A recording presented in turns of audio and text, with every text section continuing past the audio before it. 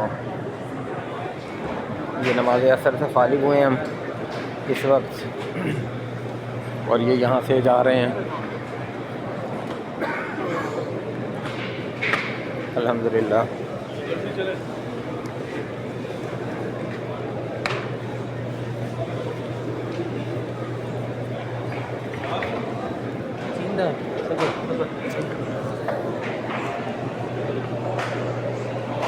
ये बंदे हैं।